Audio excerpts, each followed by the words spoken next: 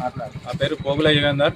బొడ్డుచింతలపల్లి గ్రామ పంచాయతీ సర్పంచ్ ఎలక్షన్లో భాగంగా ఈసారి 2025లో భాగంగా మా భార్య అయిన పోగుల వనిత గారు సర్పంచ్ అభ్యర్థిగా బీఆర్ఎస్ పార్టీ నుండి పోటీ చేయడం జరుగుతుంది.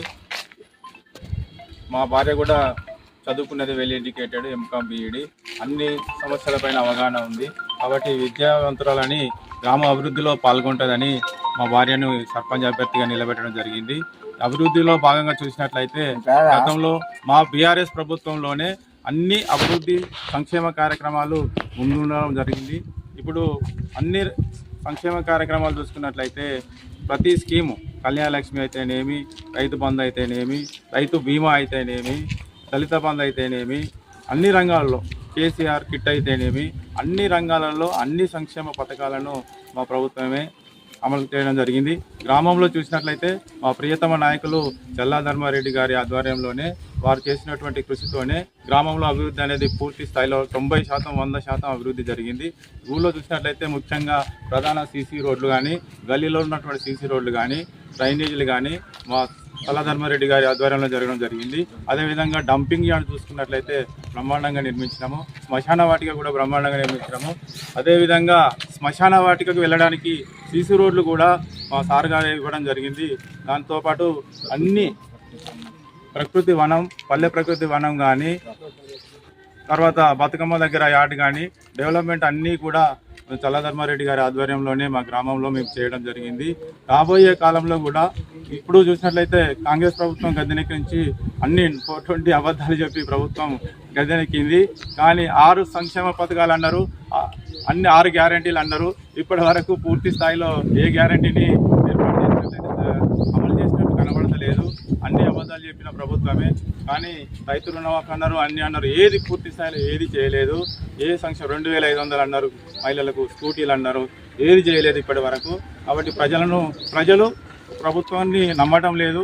కాబట్టి మా పార్టీకే ప్రజలు బ్రహ్మరథం పడుతున్నారు. అన్ని గ్రామాలలో చూసినట్లయితే మేము ప్రతి విషయంలో చాలా క్లారిటీగా ఉన్నాము. రాబోయేది మా ప్రభుత్వం వచ్చిన తర్వాత ఇంకా ఏమన్నా పెండింగ్ ఉన్న పనులు కానీ, మా గ్రామానికి కావాల్సినటువంటి అభివృద్ధి కార్యక్రమాలు ఏది ఉన్నా ముందంజలో ఉండి మా సార్ గారి సహాయంతో, చల్లా ధర్మారెడ్డి గారి సహాయంతో అభివృద్ధి చేస్తామని ప్రజలను ఈ ప్రెస్ ముఖంగా తెలియజేస్తా ఉన్నాను.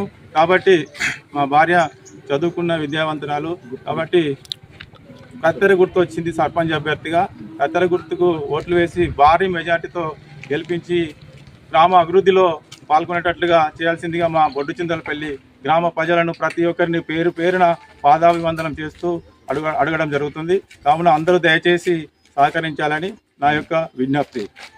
మా గ్రామ బొడ్డుచింతలపల్లి సర్పంచ్ అభ్యర్థిగా టీఆర్ఎస్ పార్టీ తరఫున కొండవర్గం బలపరిచినటువంటి వనితా యుగేందర్ గారు నేను నియమించడం జరిగింది.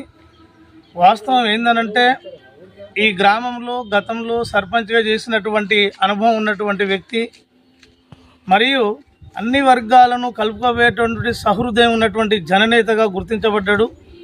ఈ గ్రామంలో ఉన్నటువంటి అనేక పార్టీలకు, అంటే 2 పార్టీలకు చెందినటువంటి వాళ్ళు, వివిధ కులాలకు చెందినటువంటి వాళ్ళు స్వచ్ఛందంగా అతడే సర్పంచ్గా ఉంటే బాగుంటుందనే ఉద్దేశంలో భాగంగా అతన్ని ప్రజలే ముందుకు వచ్చి సర్పంచ్గా ఉండాలని నిర్ణయం తీసుకున్నటువంటి క్రమంలో నిలబడినటువంటి వ్యక్తి కాబట్టి తప్పనిసరిగా అత్యధిక మెజారిటీతో గెలుస్తాడనే అనుభవం.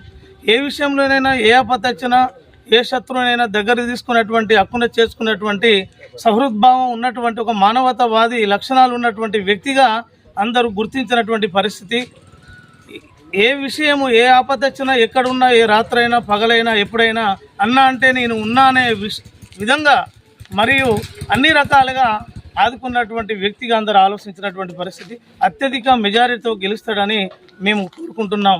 ఈ బొడ్డుచింతలపల్లి గ్రామం నుండి ఎక్కువ మాట్లాడలేము.